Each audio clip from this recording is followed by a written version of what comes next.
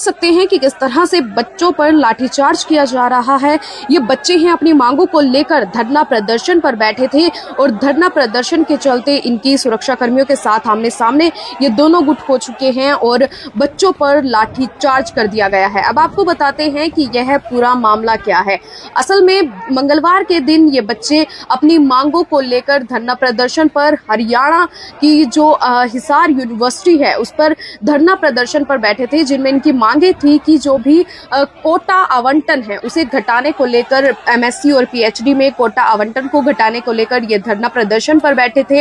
ये कुलपति के आवास के बाहर ये धरना प्रदर्शन कर रहे थे और जैसे ही वहां पर जो कुलपति की गाड़ी है वह आई तो इन बच्चों को हटाने का प्रयास किया जाने लगा, लेकिन ये बच्चे वहां से नहीं हटे, जिसके बाद सुरक्षा कर्मियों ने इन पर लाठीचार्ज करना शुरू कर दिया है। और इस लाठीचार्ज में एक बच्चे के सिर पर ज्यादा ही चोट लग चुकी है, उसका सर फट चुका है। कई ऐसे बच्चे हैं जो बुरी तरह से घायल हो चुके हैं, उनको काफी ज्यादा चोट लगी है।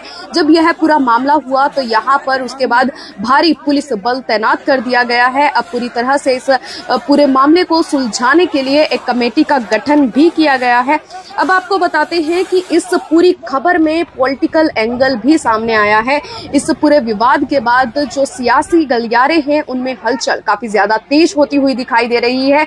एक दूसरे पर पक्ष विपक्ष यहाँ पर निशाना साधते हुए नजर आ रहे हैं। दीपेंद्र हुड्डा जो कांग्रेस पार्टी से हैं, सांसद दीपेंद्र हुड्डा, वो इन बच्चों से मिलने के लिए हरियाणा की जो हिसार यूनिवर्सिटी है वहां पर गए थे। इन बच्चों को आश्वासन दिया कि वह इनके साथ है। इसके साथ ही उन्होंने बीजेपी पर पूरी तरह से निशाना साधा और कहा है कि यह बीजेपी सरकार के इशारे पर लाठीचार्ज हुआ है। और इसके साथ ही उन बच्चों का हालचाल भी पूछा है जो बच्चे इसमें घायल हो चुके थे। इसके साथ ही दीपेंद्र हुड्डा ने यह भी कहा कि छात्रवृत्ति कटौती के विरुद्ध में शांतिपूर्ण धरने पर बैठे छात्रों की मांगों को जायज बताया है उन्होंने। इसके साथ ही अपना पूरा समर्थन बच्चों को दिया है और उन्होंने कहा है कि जो छात्रों की मांगे हैं वो किसी भी तरह से गलत नहीं है। छात्रों पर जो हमला किया गया है वो पूरी तरह से गलत है। बच्चों के सर पर, जो छात्र है उनके सर पर चोट लग चुकी है और जो चोट सर पर लगी है यह एक खतरनाक हमला माना जाता है।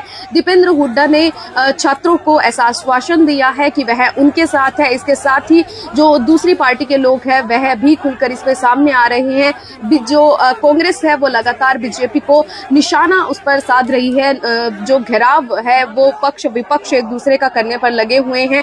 छात्र अपनी मांगों को लेकर अभी भी धरना प्रदर्शन कर रहे हैं और आप सीधी तस्वीरें देख सकते हैं कि किस तरह से दीपेंद्र हुड्डा छात्रों से बातचीत कर रहे हैं और कह रहे हैं कि हम उनके साथ हैं। ये सीधी तस्वीरें आप हमारे चैनल के माध्यम से देख रहे हैं।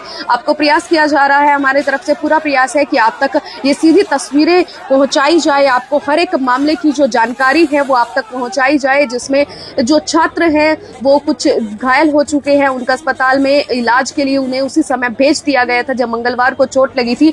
अब आपको सुनवाते हैं कि इस पूरे मामले पर दीपेंद्र हुड्डा और क्या कहते हैं। हिसार विश्वविद्यालय में जिस तरीके से